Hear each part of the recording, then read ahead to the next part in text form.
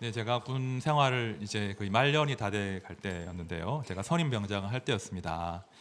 먼저 제대한 바로 제 위에 이제 선임이 있었는데 그 선임이 결혼을 하게 된 거예요. 제가 그 결혼식에 초대를 받았습니다.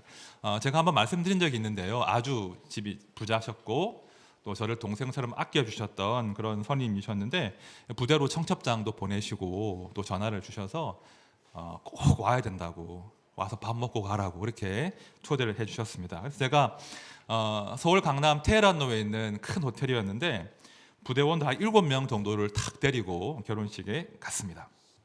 그런데 도착해서 보니까 제가 그 전까지는 뭐 결혼식 가봤자 뭐 교회에서 하는 결혼식이었지 호텔 결혼식은 거의 처음이었거든요. 그런데 가보니까 너무 유명한 호텔인 거예요. 5성급 호텔에서 결혼식을 하는데 홀도 엄청 크고 천장도 엄청 높아요. 그리고 뭐 그 준재벌 커플의 결혼식이다 보니까 너무나 결혼식 자체가 화려한 겁니다. 그리고 TV에 나오던 인류 아나운서가 이제 사회를 보는 그런 결혼식이었습니다. 그러니까 모인 사람들의 그 얼굴 비치며 모양, 그 옷이며 그 클래스가 남다른 거예요. 아주 남다르게 그런 분들이 다 모여 계시더라고요. 그렇게 제가 이제 그 결혼식에 갔는데 괜히 주눅이 들기 시작하는 겁니다. 너무 클래스가 다르니까 저희들하고 저와 후임들의 모습이 한없이 초라하는 거예요. 그도 그럴 것이 저희가 차라리 군복을 입으면 됐을 텐데 외출한답시고 이게 면바지 청바지에 뭐 티셔츠 뭐 남방 이런 거 걸치고 간 거예요. 그런데 구두도 안 신고 운동화 신었고요. 그리고 머리는 짧죠. 얼굴은 까무잡잡하죠. 너무 초라한 행색으로 간 겁니다. 저희 딴에는 멋을 부렸지만 비교가 안 되는 거죠. 그리고 결정적으로 저희가 축의금을 못 냈어요. 좀 모아서 내면 될 텐데 뭐 그 당시 저희 병장 월급이 3만 원 하던 시절이었기 때문에 축의금도 못 내고 그냥 갔어요. 그냥 가서 앉아 있는데 너무 불편한 거예요. 야, 우리가 같이 이렇게 우리들만 앉아 있는데 너무 표가 나는 거죠. 못 올 때를 왔구나. 못 올 때를 왔구나. 괜히 왔구나. 얼마나 긴장이 되는지. 이제 결혼식이 시작이 되고 이제 코스 요리가 막 나오더라고요. 그때 처음 본 코스 요리였어요. 너무나 근사한 코스 요리가 나오는데 그 음식이 맛있었겠습니까? 이게 입으로 들어가는지 코로 들어가는지 눈치가 보이고 주눅이 들어가지고 혼났습니다. 야, 괜히 온 거 아닌가? 혹시 형님이 우리의 이 몰골을 보시고 혹시 실망하지는 않으실까? 부끄러워하지는 않으실까? 막 그런 생각으로 그 결혼식을 이제 그 파티를 제가 참여했었습니다. 지금도 그때를 떠올리면 이제 서로 민망해하던 우리 부대원들끼리 말입니다. 그 화끈거리던 얼굴이 지금도 기억이 납니다. 제가 이제 설교를 열면서 결혼 잔치 이야기를 했는데요. 오늘 본문 누가복음 14장, 15장 우리 특세 전체를 이끌어가는 그 말씀의 주된 테마가 바로 잔치입니다. 여러분 아십니까? 우리 하나님은요, 우리를 하나님 나라 하늘 잔치에 초대하기를 원하세요. 더 정확하게 말씀드리면 이미 우리 모두에게 하늘 잔치에 초대장을 보내셨습니다. 받으셨습니까? 한번 꺼내 보십시오. 우리 다 받은 사람들이에요. 자, 요한계시록 19장에 보시면 하나님께서 사단의 그 모든 반역을 제압하고 천국을 완성하실 때 말입니다. 어린 양의 혼인 잔치를 여시거든요. 자, 말씀 한번 보십시오. 요한계시록 19장 6절과 7절입니다. 또 내가 들으니 허다한 무리의 음성과도 같고 많은 물소리와도 같고 큰 우레소리와도 같은 소리로 이르되 할렐루야, 주 우리 하나님 곧 전능하신 이가 통치하시도다. 우리가 즐거워하고 크게 기뻐하며 그에게 영광을 돌리세. 어린 양의 혼인 기약이 이르렀고 그의 아내가 자신을 준비하였으므로. 아주 즐겁고 기쁜 어린 양의 혼인 잔치를 지금 묘사하고 있는데요. 여러분, 이 혼인 잔치에 초대받은 사람들이 누구겠습니까? 누굴까요? 우린 거예요.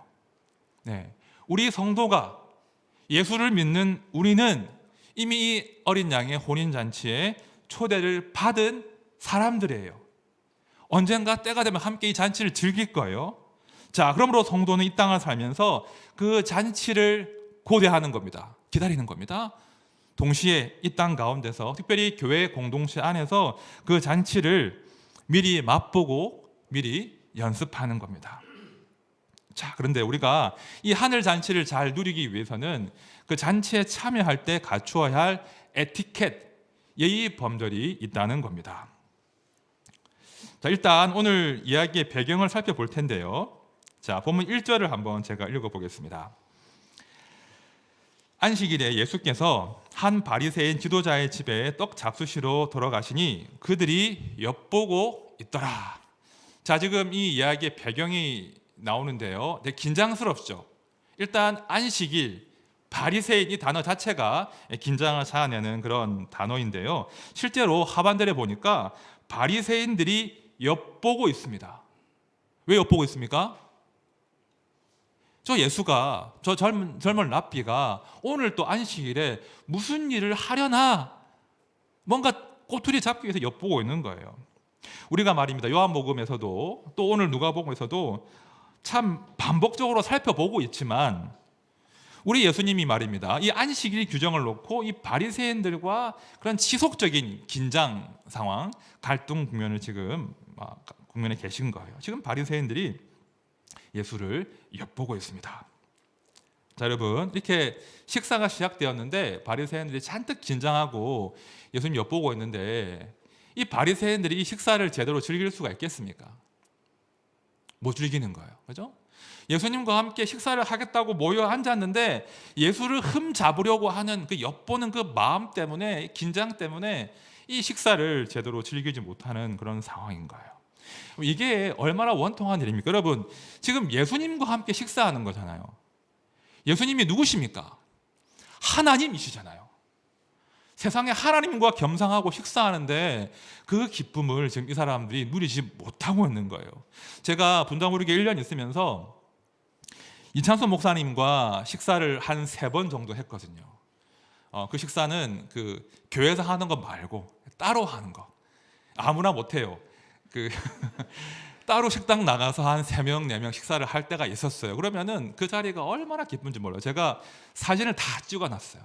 다른 분들은 감히 사진을 못 찍으시더라고요. 제가 사진을 다 찍었어요. 여러분, 내가 존경하는 한 목사님과 식사하는 것도 그렇게 영광스러운 것인데 하물며 육체로 오신 예수님과 식사하는 게 얼마나 영광스러운 일입니까? 자, 그런데 원통하게도 이 바리새인들이 이 영적인 눈이 가려져 있으니까 이 하나님과 함께하는 그 식사 자리를 제대로 즐기지 못하는 그런 안타까운 상황 가운데 지금 처해 있는 거예요. 식사를 즐길 수가 없어요. 저는 오늘 말씀을 풀어가면서 이 말씀드린 것처럼 예수님께서 제시하시는 하늘 잔치의 에티켓이 무엇인가 그 관점으로 한번 오늘 말씀을 풀어보려고 합니다. 바리새인들은 자신들이 예의 범절을 안다고 생각한 거예요. 나는 당연히 하늘 잔치에 초대를 받았고 그 잔치를 누릴 수 있는 에티켓을 갖추었다, 그렇게 자부했는데 우리 주님은 아니라고 하십니다. 너희가 하늘 잔치를 제대로 누리기 위해서는 내가 지금 가르치는 이 에티켓을 잘 배워라 라고 지금 바리새인들과 저희들에게 지금 말씀하고 계신 겁니다. 하나씩 보겠습니다. 자, 예수님께서 가르쳐 주신 하늘 잔치의 에티켓. 자, 첫 번째입니다. 첫 번째는 하나님의 능력을 기대하라, 이겁니다. 자, 14절 2절 보십시오. 주의 앞에 수종병 든 한 사람이 있는지라. 자, 지금 바리새인과 식사하는데 예수님 앞에 한 사람이 등장해요. 자, 수종병이 든 한 사람이라고 합니다. 이 수종병은 제가 알아보니까 이 복부에 물이 차서 몸이 붓는 병이 수종병이래요. 이 사람이 예수님의 치료를 기대하고 주님 앞에 왔는데요. 자, 평소 같으면 예수님이 그냥 치료하실 텐데 이번에는 함께 식사하던 그 율법 교사와 바리새인들에게 질문을 하십니다. 물어보십니다. 안식일에 병 고쳐주는 것이 합당하냐 아니하냐 질문을 하시는 거예요. 자, 그런데 바리새인들이 아무 말도 못하는 거예요.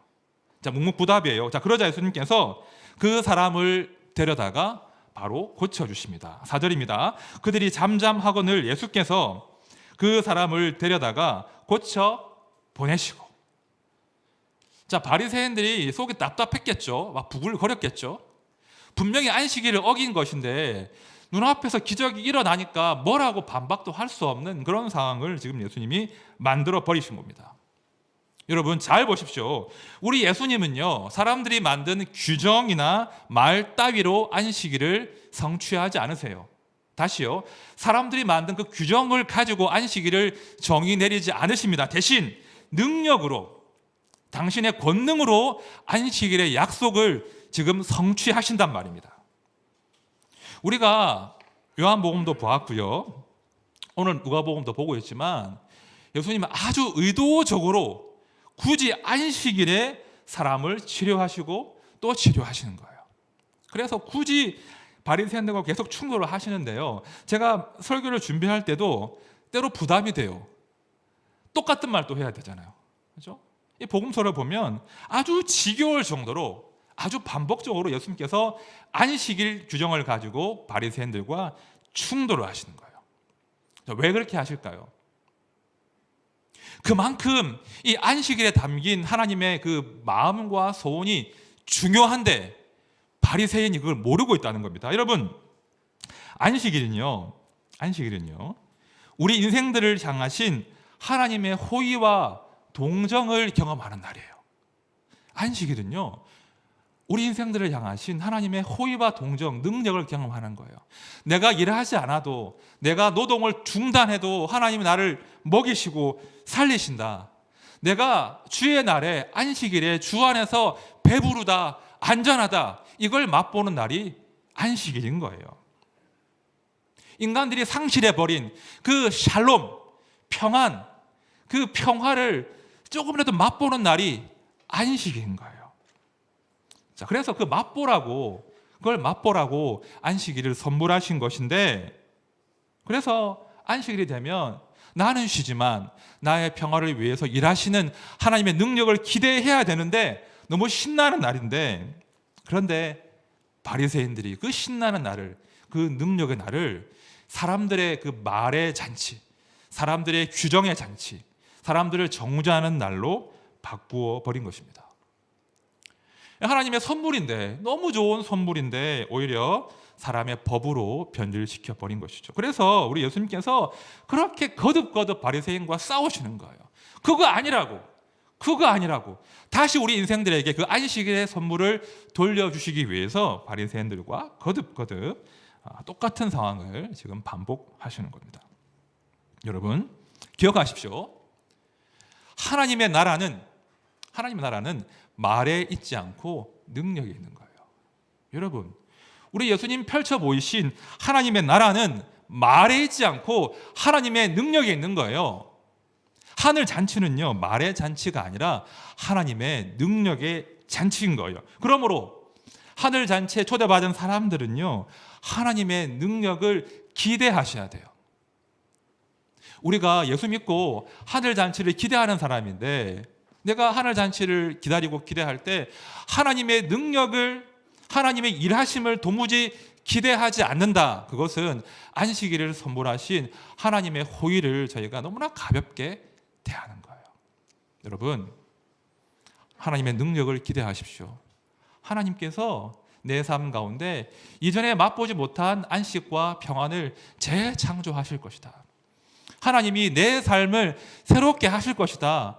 하나님이 사망 가운데 있는 내 가족들의 삶을 회복시킬 것이다. 그 일이 반드시 일어난다. 그런 기대로 하늘 잔치를 준비하는 것이 에티켓이에요. 그렇죠?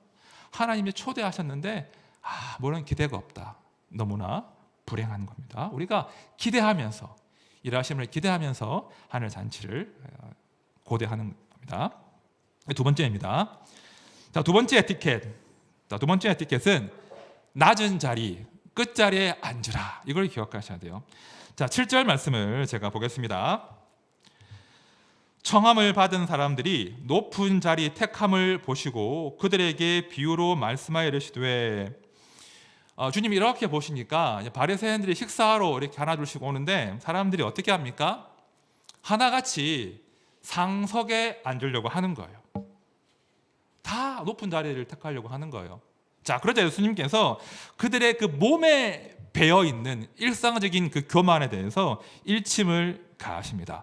자, 8절과 9절 말씀 같이 읽겠습니다. 시작. 네가 누구에게나 혼인잔치에 청함을 받았을 때에 높은 자리에 앉지 말라. 그렇지 않으면 너보다 더 높은 사람이 청함을 받은 경우에 너와 그를 청한 자가 와서 너로 이 사람에게 자리를 내주라 하니 그때 내가 부끄러워 끝자리로 가게 되리라.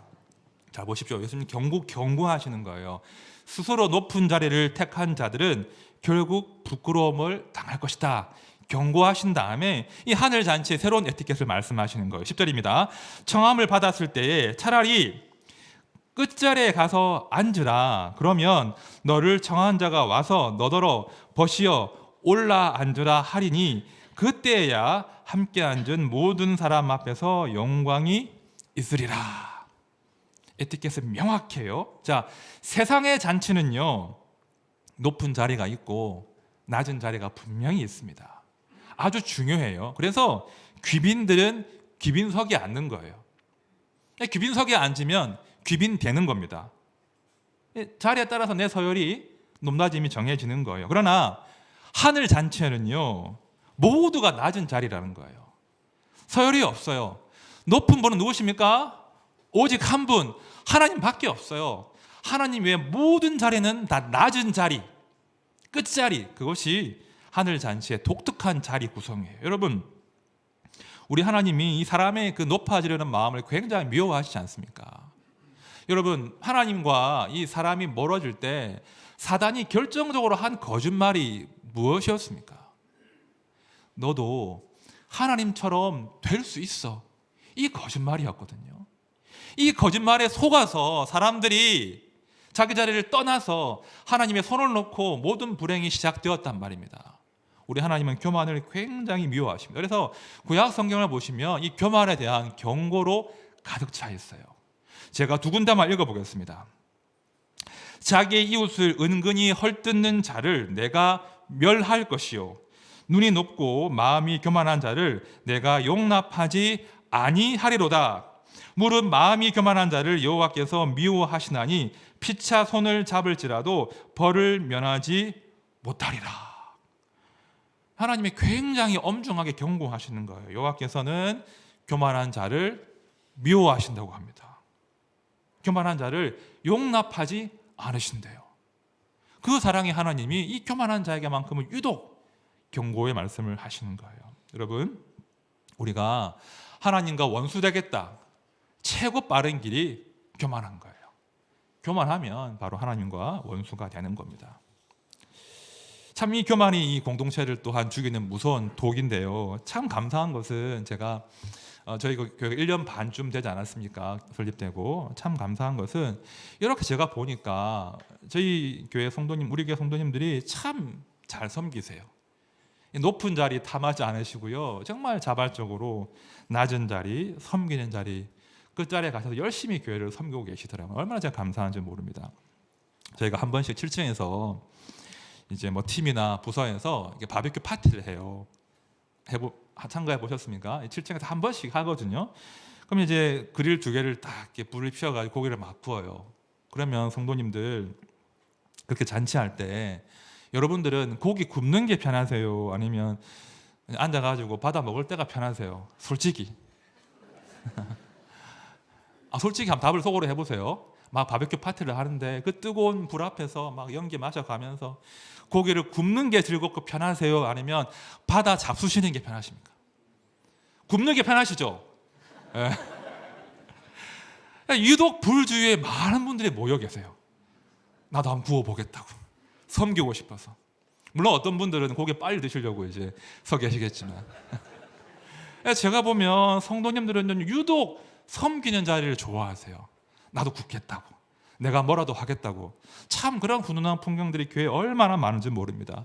다른 모든 영역이 마찬가지예요. 교회가 지금 세워지면서 얼마나 많은 성도님들이 섬기려고 애쓰시는지 모릅니다. 아무도 알아주지 않아요. 누가 보지도 않는데 아침에 교회 오시면 저 건물 밖에 외부 계단 다 청소하시고 성도들을 맞이하십니다. 그죠? 찬양팀으로, 미디어팀으로, 안내팀으로, 또 교사로 정말 구석구석에서 낮은 자리에서 참 섬김을 잘 감당하시는 거예요. 제가 얼마나 감사한지 모릅니다. 우리 하나드림교회는 정말 그 하늘잔치 에티켓을 잘 연습하고 계시는 거예요. 그죠? 우리 모두가 참 낮은 자리가 편안한 거예요. 그것이 얼마나 기쁜 일인지 모릅니다. 여러분, 이 마음 변하시면 안 됩니다. 1년 반 지나고 3년 지나고 5년 지나고 내가 이제 뭐 충분히 했으니까 섬김 받아야지 그러시면 안 되는 거예요. 주님 부르시는 그 순간까지, 내가 하늘 잔치에 정말 완전히 초대를 받는 그 순간까지 우리는 높은 자리가 아니라 낮은 자리, 섬기는 자리를 사랑하셔야 돼요. 그 자리를 지켜주셔야 됩니다. 자, 이렇게 우리가 스스로 그 낮은 자리를 사랑하면요, 하나님께서 때가 되면 우리를 높이신다는 거예요. 때가 되면 우리를 영광스럽게 하십니다. 우리 모두가 그 겸손과 섬김의 즐거운 자리를 잘 연습하시면 좋겠습니다. 이제 세 번째입니다. 자, 하늘 잔치의 세 번째 에티켓. 자, 세 번째 이겁니다. 나는 빈손이다. 하나님께 드릴 것이 없다는 것을 기억하라. 이 마음가짐이 세 번째 에티켓이에요. 자, 12절 말씀을 잘 보시면 예수님께서 당시에 통념을 깨는 한 말씀을 하십니다. 자, 12절 제가 볼게요. 또 자기를 정한 자에게 이르시되 네가 점심이나 저녁이나 베풀거든 벗이나 형제나 친척이나 부한 이웃을 청하지 말라. 두렵건대 그 사람들이 너를 도로 청하여 내게 갚음이 될까 하노라. 자, 이 말씀 이해가 되십니까? 사실 이 말씀은요, 머리로 이해를 할 수는 있지만 그 잔치 주인의 입장에서는 상당히 곤란한 말씀이거든요. 왜냐하면 사실은 인간의 모든 잔치는 그 부조의 성격이 있잖아요. 그렇죠? 내가 잔치를 열면 당신이 와서 내 잔치를 도와주고 축의금도 하고, 그렇죠? 또 당신이 잔치를 열면 내가 가서 도와주고 축의금 내고, 서로 거래의 성격, 이 부조의 성격이 있는데 지금 예수님께서 그런 거 기대하지 말라는 거예요. 도리어 갚을 것이 없는 가난한 사람들과, 그죠? 맹인들과 저는 자들을 초대하라. 이렇게 지금 말씀하시는 겁니다. 참 이 땅의 잔치의 논리와는 전혀 다른 말씀이시죠. 우리가 이제 뭐 결혼식, 자녀들 결혼식을 하거나 또 어르신들 장례를 치르고 나면 이제 축의금, 조의금 받지 않습니까? 그러면 명단을 열심히 기록을 해둡니다. 왜 명단 기록해 둡니까? 그거 다 빚이지 않습니까? 나도 이렇게 호의를 받았으니까 우리 저 형제님이, 자매님이 그런 일을 당하면 내가 도와드려야지. 이게 이 땅의 잔치의 정상적인 그런 규례거든요. 그런데 우리 예수님께서 그 모든 통념을 깨시는 거예요. 그런 거 기대하지 말고 오히려 갚을 것이 없는 사람들을 초대하라. 그렇게 말씀하시는 거예요. 자, 13절과 14절 말씀 우리 같이 보겠습니다. 시작. 잔치를 베풀거든 차라리 가난한 자들과 몸 불편한 자들과 젖는 자들과 맹인들을 청하라. 그리하면 그들이 갚을 것이 없으므로 내게 복이 되리니 이는 의인들의 부활 시에 내가 갚음을 받겠음이라 하시더라. 아마 이 이야기를 듣고 바리새인들이 속으로 막 비웃었을 거예요. 무슨 말도 안 되는 소리를 하시냐. 당연히 잔치를 베풀 때는 유력한 사람들을 초대해야지. 뭔가 나에게 힘이 될 수 있는 사람을 초대해야지. 나도 초대받을 수 있는 가능성이 있는 사람들을 초대해야지. 그런 마음이 들었을 거예요. 내가 못한다고 나한테 갚을 수도 없는 그 사람들을 위해서 돈을 낭비하란 말이냐, 돈을 쓰라는 말이냐, 그런 마음이 들었을 거예요. 우리 또한 그런 마음 들 수 있겠죠. 하지만 여러분 잘 들으십시오. 우리 하나님의 하늘 잔치는 그 모든 통념들을 다 정면으로 거부하는 거예요.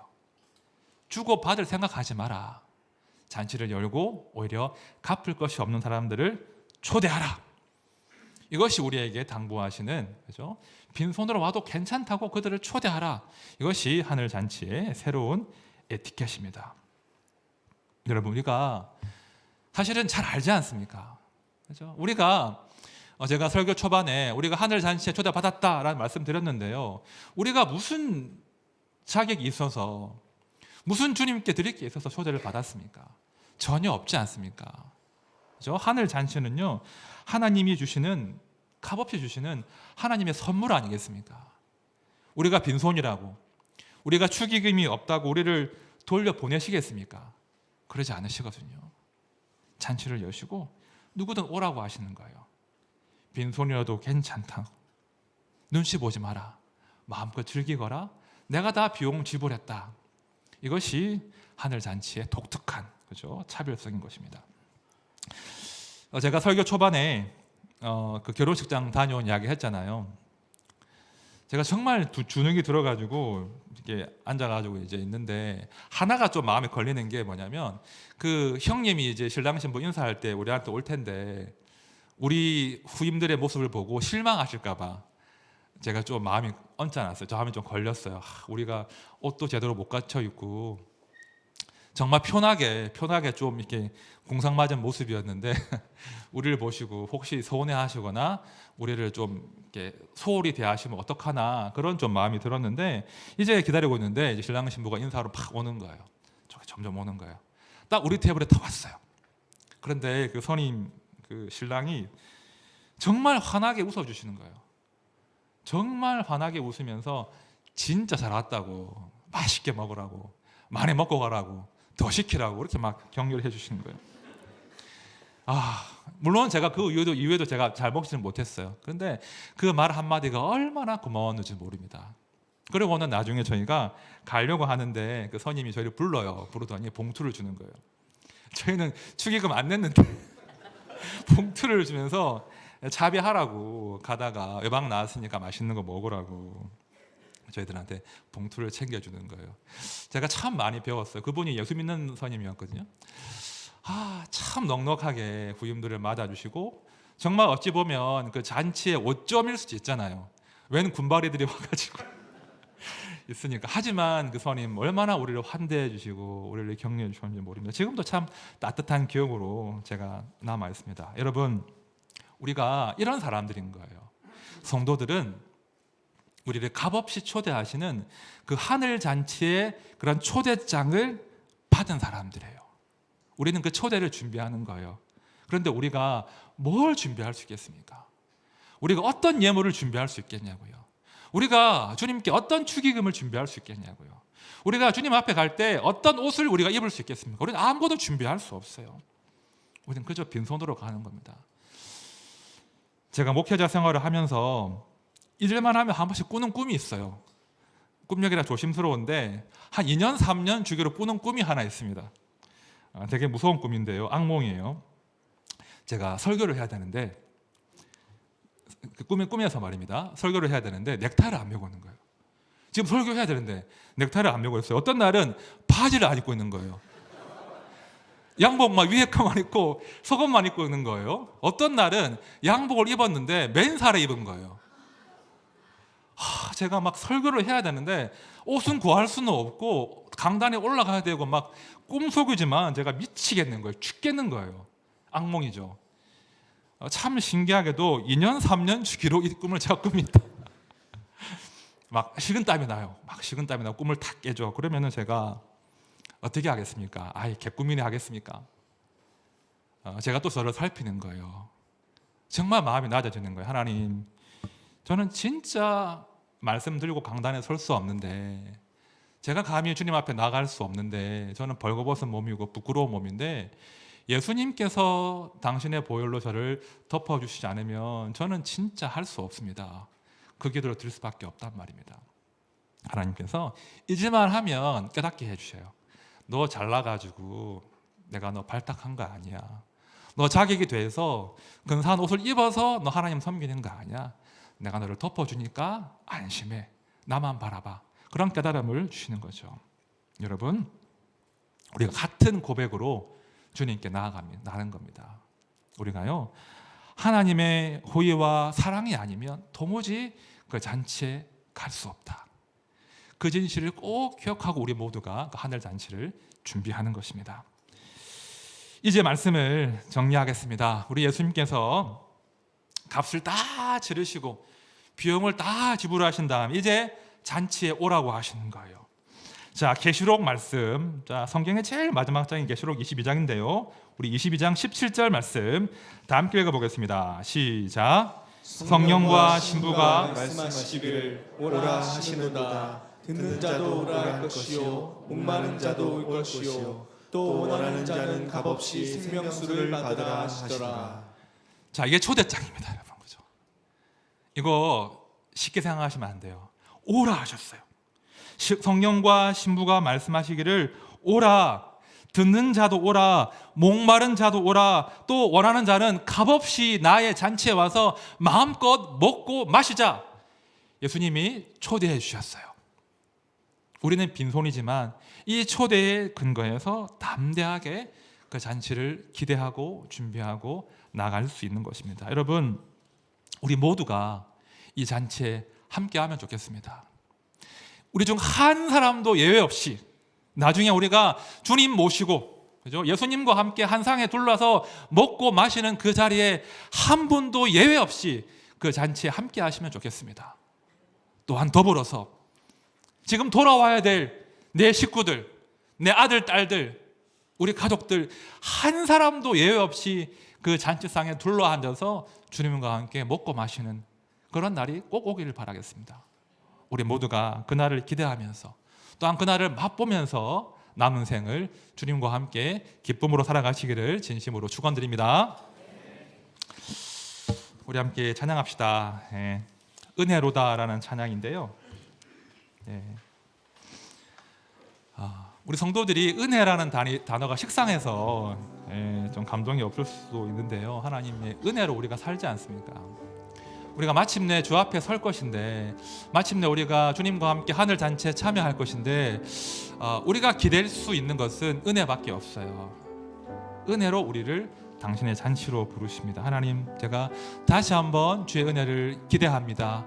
그 은혜가 내 삶에 시작되었음을 제가 믿습니다. 하나님, 제가 하늘 잔치를 잘 준비하게 해주십시오. 하늘 잔치를 기대하는 삶을 살게 해주십시오. 우리 함께 찬양합시다.